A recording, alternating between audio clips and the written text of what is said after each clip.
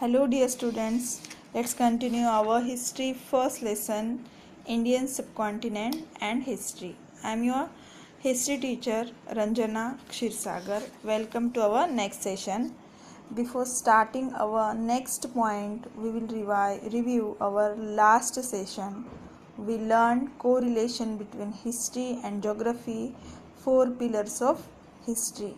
So let's start our next point, geographical features of India. How many geographical features of India? Yes, there are six.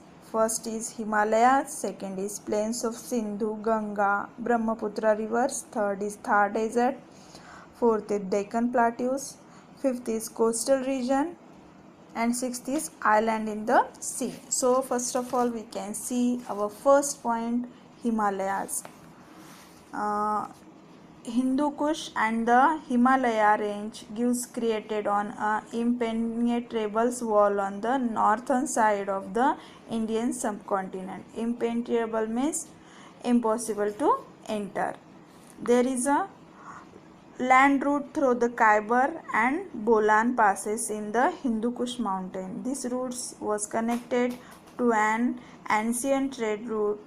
The trade route from China passes through the Central Asia and rich Arabia. It is known as Silk Route or Silk Road because silk was the main commodity exported to the Western countries using the road. Many foreign travelers also came to India by this route.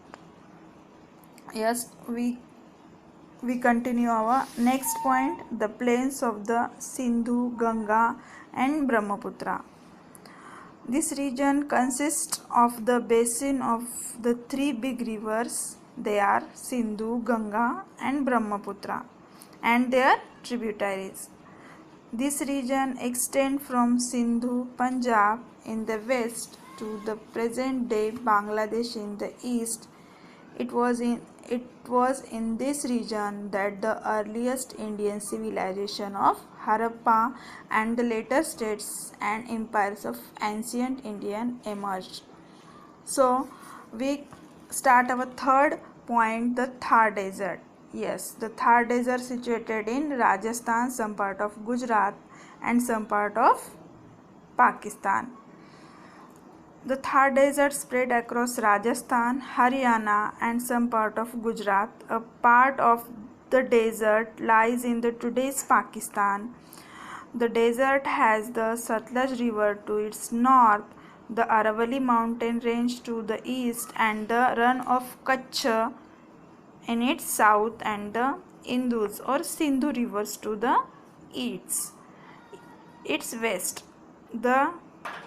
In Rajasthan and Pakistan has now dried up. Many cities of the Harappan civilization are situated along the now dry course of the river.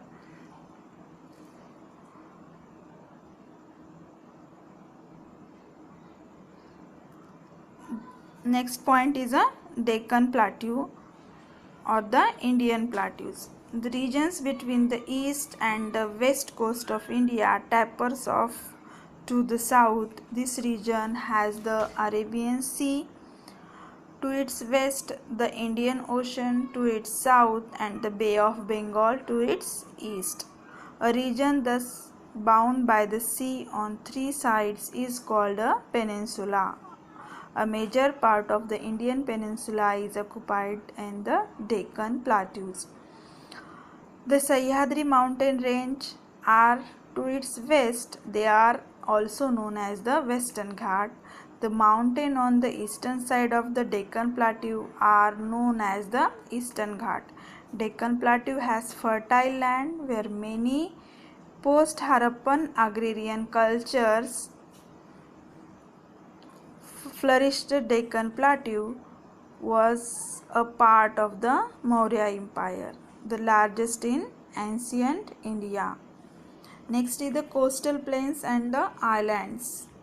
From the time of Harappan civilization, ancient India had trade relations with the western countries. This trade was carried on by the sea. Therefore, India had developed contact and interaction with foreign cultures and people at the seaport.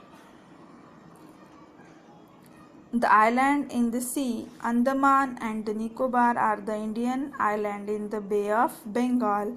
Lakshadweep is a group of Indian islands in the Arabian Sea. The location of these islands may have been important in ancient sea route.